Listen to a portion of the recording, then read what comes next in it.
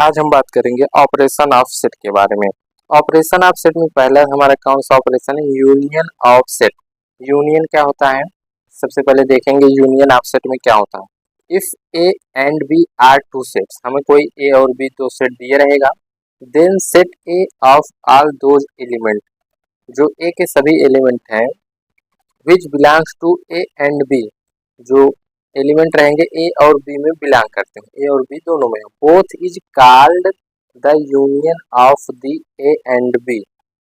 ए और बी में दोनों में एलिमेंट हो वो ए और बी का यूनियन कहलाएगा। It is written as A union B symbolically.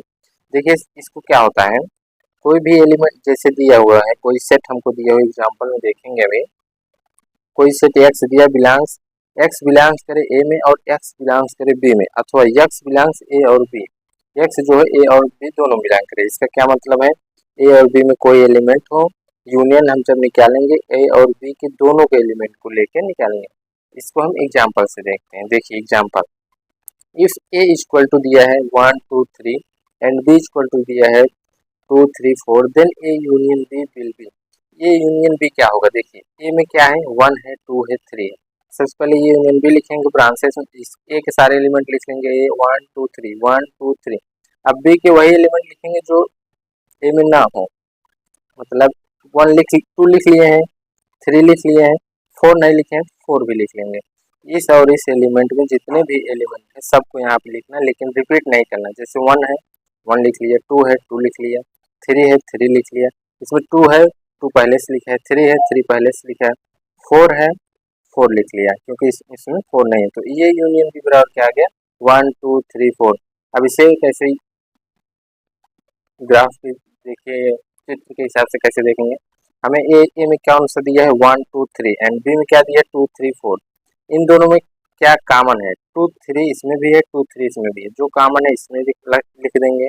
अब ए में 1 2 3 दिया है, 1 2 3 हो जाएगा, 1 लिख देंगे, 1 2 3। बी में क्या दिया है 2 3 4, 2 3 पहले से 4 लिख देंगे। अब कॉमन क्या है? कॉमन 2 3 है, लेकिन हमको सभी एलिमेंट 1 2 3 4, जब हम ए यूनियन बी लिखेंगे, ए यूनियन बी लिखेंगे, इन सभी एलिमेंट को लिखेंगे 1 2 3 4, ब्रांचेस के अंदर इसे रिप्रेजेंट किया जाएगा। तो यूनियन में क्या होता है, ए और बी में जितने भी एलिमेंट दिए हो सबको एक बार ही लिखना है, रिपीट नहीं करना है। तो अगला एग्जांपल देखेंगे ए यूनियन ऑफ बी का। जैसे दिया A equal to 2 4 6 8 and B equal to दिया 10 12 14, then A union B will be. A union B क्या होगा? देखिए A union B equal to branches लिखेंगे, एक सारे एलिमेंट लिख लेंगे पहले, 2 4 6 8। अब बी में 10 है, 10 इसमें 10 नहीं है तो 10 लिख लेंगे, 12 है इसमें, 12 नहीं 12 भी लिख लेंगे, 14 है 14 नहीं 14 लिखेंगे। तो हमारा ये यूनियन बी हो गया। ए के भी सारे एलिमेंट और बी के भी सारे एलिमेंट हमें लिखना है ये यूनियन बी में, लेकिन अगर कोई संख्या रिपीट हो रही है तो इसमें रिपीट नहीं करना है। तो ये हो गया ए यूनियन बी।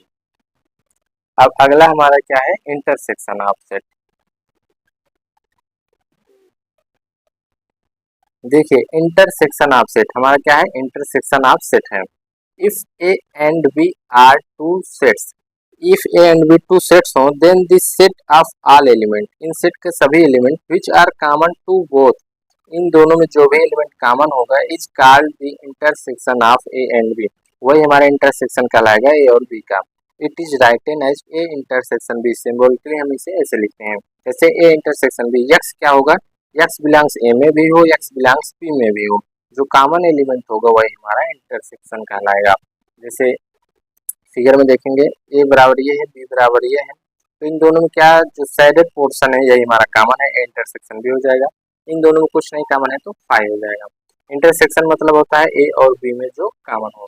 एग्जाम्पल में देखेंगे, जैसे दिया हुआ हमें example, if A equal to 2 4 7 10 and B equal to 3 7 9 10, तो इन दोनों में क्या कॉमन है, इंटरसेक्शन 7 एंड 10 इसमें भी है, 7 एंड 10 इसमें भी है, तो 7 10 हमारा इंटरसेक्शन भी हो जाएगा। जैसे यहाँ पे दे दिए जाए 1 2 3 4 एंड बी इक्वल टू 5 6 7, यहीं पे 4 भी लिख लेते हैं, तो इन दोनों में क्या कॉमन है, तो हमारा 4 कॉमन है, तो ये हमारा इंटरसेक्शन ऑफ सेट हो जाएगा। तो ये था union offset and union offset and intersection offset topic आज हमने आपको बता दिए हैं।